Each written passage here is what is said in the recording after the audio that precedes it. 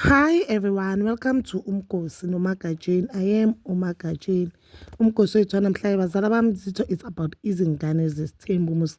We saw episode izingane zesithembu and mina as the caption yale video ithi uViki is the I blame movie for ukuphela relationship kaVuyokazi and Mpumelelo. I'll tell you why, guys. Judging from this episode, so uViki no Vikazi, but they came to Sun City. So the reason abavume ukuthi kule trip, or the reason uVikazi is kule trip and invited uViki is to expose Mpumelelo. One, why should you expose someone ongasamthandi? Angithi wena you don't want anything to do with this man. Why should you expose this man? And I'll tell you, umqondo kaViki lo. Umqondo kaViki and ngivumelana noMpumelelo makathi uVuyokazi umosho uViki and ngivumelana nabantu bakamsele ukuba bathi uViki uyi bad influence kuVuyokazi. I'll tell you why. uViki uthe makafika lapha she said yena noMpumelelo noVuyokazi they were friends, ne? And uthena the way bangakhona yena noMpumelelo at some point bake baphuma baba on a date then uMpumelelo decided to block uViki. So should ukuthi relationship kaMpumelelo noViki ichubile and she was introduced naye family kusho ukuthi uBonyekaza influence uVuyokazi uThaphu. Why eyakhe relationship noMpumelelo mayifela gici nekaMpumelelo neyaVuyokazi yafela. And I always say reason kaVuyokazi ukuphuma kuMpumelelo angiyiboni. I don't wanna lie. uVuyokazi if bakanenkinga noMpumelelo bokumele inkinga yakhe ibe ukuthi uMpumelelo yadelela one, uMpumelelo akamhloniphi, or uMpumelelo akamtshengisa uthando, uMpumelelo akamnakela, not ukuthi azothi because of i-virgin, because to should uMpumelelo athi no i-virgin izoba number 2, that means uVuyokazi uzovuma, then uzovuma abe umfazi oqala ongahlonishwa. Uyangithola mangabe nang-understand ukuthi ngisho ukuthini. uViki mina I do believe ukuthi uyi-reason ngoba uthi yena uMpumelelo at some point uke wamshela, ne? The time uMpumelelo amshela why angazange atshela uVuyokazi, and at the time uMpumelelo amshela because mina I believe if we are friends and indoda yami yakushela you should block my husband, and if you love me enough yes ungangitshela, but ke to protect relationship yami block my husband uphume emuntwini wami, or block my boyfriend because of uVuyokazi noMpumelelo they are not married. I just feel as if uViki naye ubonile ukuthi since angengena esithembini let me just expose uMpumelelo, because if yena uMpumelelo washaya ngenyawo phansi wathi you know what uViki will be one of the wives, that means uViki Bonyekazi am expose uMpumelelo. That means uViki Bonyekazi am expose uMvuyokazi, and that means uViki Bonyekazi influence uVuyokazi amtshengise the wrongs that uMpumelelo okudala zenza angazange amtshengise now, because if uMpumelelo from kumhlophekazi uMvuyokazi wathi on that therapy from kumhlophekazi uMpumelelo akakaze hambe naye udoctor, akakaze like amnakele.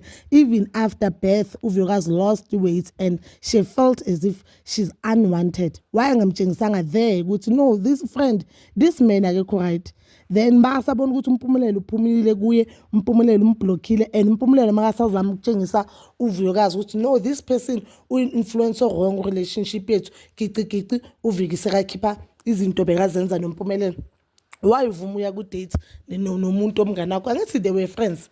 Yes bakhona abantu abama-friends ne-couple told but i-couple ithi no uzibani umngane wethu swethu and there's nothing wrong. Uthole loyo mngane loyo ufair kangangokuthi if mhlambe i-boyfriend you're wrong or husband you're wrong yasho ukuthi it's wrong, or sometimes abatshela ukuthi no you know what because mina nginazi nethu if ninenkinga funana omunye umuntu anganazi. Why angazange suggest lento le? Mina nje just felt as if nale ukuthi babathi bazo-expose uMpumelelo angiboni mam-expose ngani uMpumelelo because we all know ukuthi uMpumelelo uyawathanda amantombazana, and manje I'm starting to get worried since ngimthanda uVuyokazi ukuthi if uVuyokazi uViki akazi ukum-influence amkhiphe kuMpumelelo bayingakhi abantu abazomkhipha kuye, bayingakhi abantu azobatshengisa uwrong kuye ngoba now uVuyokazi is dating now this guy there are allegations that ukolodaba umashonisa. I don't want to say he's a scam. He's not a scam because akabascamanga labantu uyibolekile imali but uyahluleka ukubabhadala. That means financial akekho right. Ngiyazibuza ukuthi uViki lo uzombonisa kanjani uVuyokazi since uyi-friend, and why uViki afuna ukungena indaba zakaMpumelelo noMseleko. Mina I'll tell you one thing bazala bami zithwane, I'm not married, I don't lie, I'm not married, but into engiyaziyo ngomshado it's one. If nginomngane or unomuntu okhuluma naye, if umuntu loyo akayazi into hamba kuyo, anyeke aza kubonisa into right. Futhi when it comes to relationship, don't ever seek advice from your friends, because umngane wakho i-relationship kaVuyekazi noMpumelelo, it was different. You know why? Because iThembu, uVika akasazi iThembu. Angizwanga mina uVika athi mina ngiyasazi iThembu, ngikhulele iThembu. uVika, I'm sure she knows nothing about this Thembu, but she was there advising uVuyekazi about this Thembu. And you can see ukuthi reason kaVuyekazi yokuphuma, it's so low. My question is, bazali bami, you can comment down below. My question is, ngabe uMpumelelo uye wathatha uViki wathi no, Viki will be one of the wives, or uViki uzolandela uVuyekazi, uzoba number 2, then Thirelo uzoba number 3. If bokunjalo, uViki bekazom-expose uMpumelelo na, uViki bekazomtshela uVuyekazi that, you know what, uMpumelelo sike saphuma saya out, I was friend zone. But judging uVuyekazi uthi we were once together, and if they were just friends, why would Thirelo know about this relationship?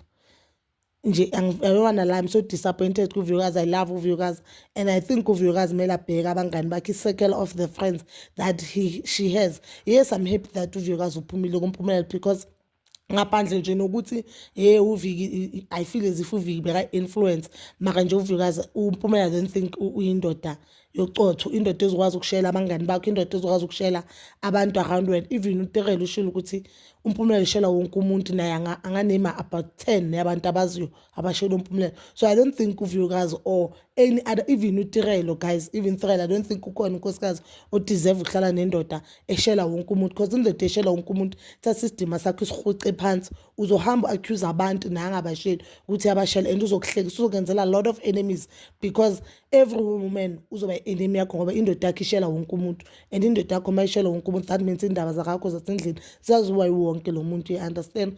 But bazala bami zethu, please comment down below, and we also with uLwandle ngathi is interested kuViki. Lwandle, suka lapho, uViki angimthembi kahle. Bazala bami zethu, please comment down below ukuthi ufila kanjani about this episode, and please don't forget to like, subscribe, share, and hit that notification button. Nginithanda ukuya nokubuya.